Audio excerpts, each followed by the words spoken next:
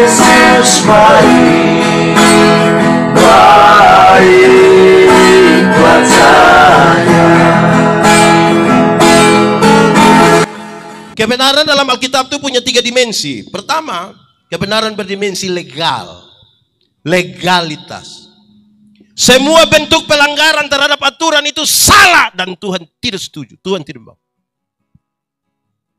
Itu jemaat-jemaat kecil melakukan yang benar saja. Orang masih cari mereka pun kesalahan. Apalagi melakukan yang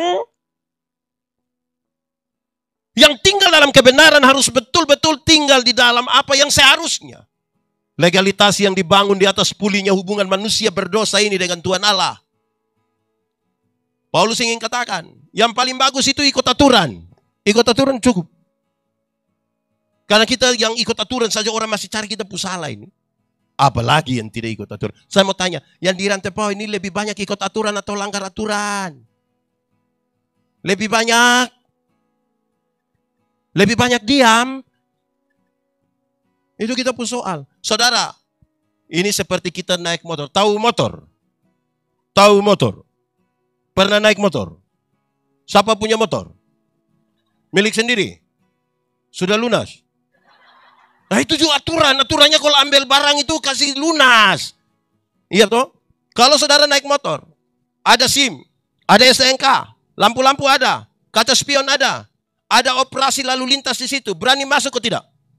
Berani, karena kita ikut aturan.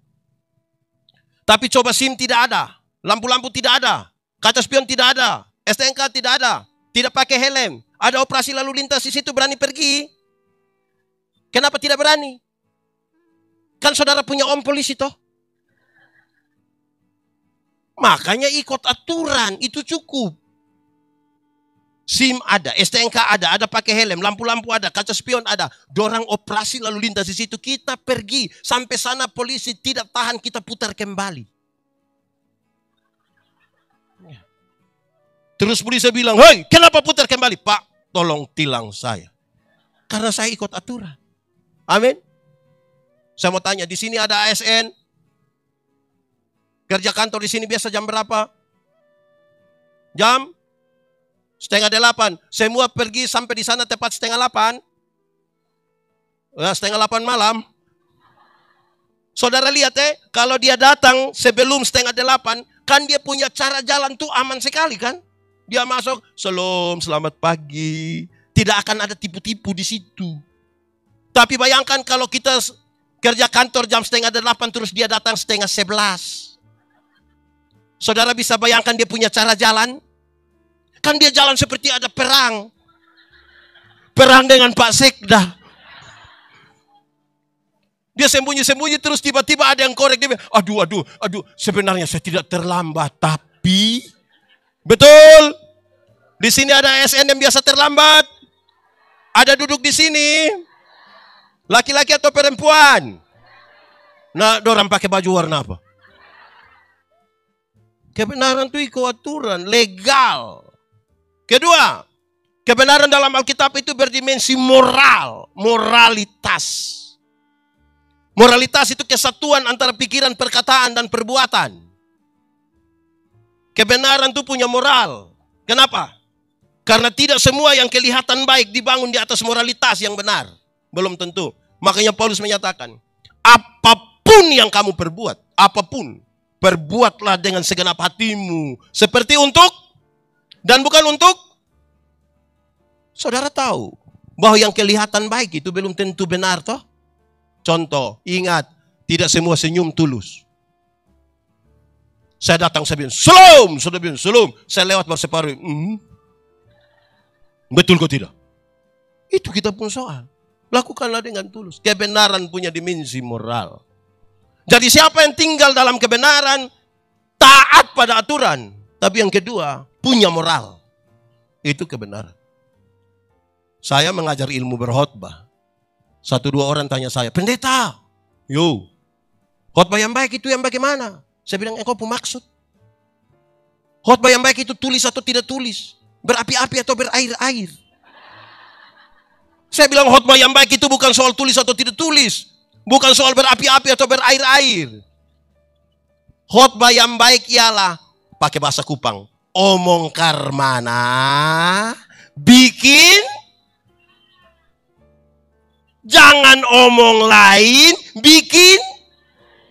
Di sini ada yang biasa omong lain, bikin lain. Ada orang yang bahkan lebih parah. Pikir lain, omong lain, bikin lain. Hasilnya kelainan.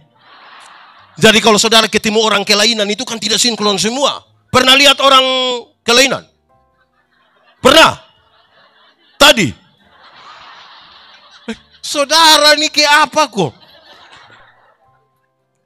Ya. Salam PKB. Lebih kuat sedikit. Salam PKB. Gitu. Oke. Ketiga, kebenaran dalam Alkitab itu punya dimensi sosial. Sosialitas. Kepekaan untuk turut mengambil bagian dalam penderitaan orang lain. Solidaritas. Kenapa Tuhan Yesus mau mati bagi kita? Karena dia solider dengan kita. Saudara tahu bahwa gereja ada di mana-mana, orang Kristen banyak di mana-mana. Tapi solidaritasnya kecil sekali. Saudara, pernah belanja di swalayan? Di mall pernah? Pernah tawar di swalayan? Pernah? Pernah tawar di mall? Ada yang berani tawar, kita bilang kau bikin malu-malu saja. Beli pemilik swalayan, pemilik mall orang kaya atau orang miskin? Beli di orang kaya tidak tawar. 99.900, dia ambil 100.000 dia kasih.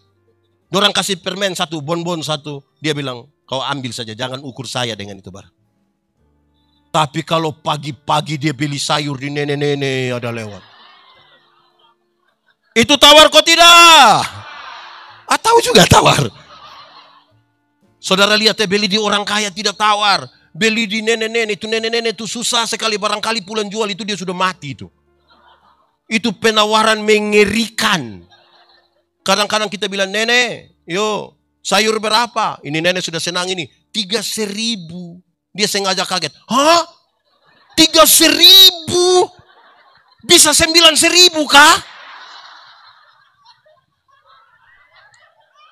Kadang-kadang tambah satu kalimat di belakang. Bisa 9.000 kah? Kan nenek don tanam sendiri juga. Itu kalau saya yang jual, saya bilang, bawa free saja, bawa gratis saya bawa. Tawar sayur 3.000 jadi 9.000 padahal turun dari mobil Innova. Di tangan kanan ada iPhone terbaru. Di tangan kiri masih ada Samsung terbaru. Di dalam tas masih ada Nokia lagi. Pakai rantai salib yang berat 1 kilogram. Tawar sayur 3.000 jadi 9.000. Wih, terlalu durhaka itu saudara. Ibu-ibu. Mulai besok tawar sayur kebalik dari itu. Kalau tanya itu nenek, sayur berapa? Dia bilang 3.000. Maaf nenek, bisa 1 3.000?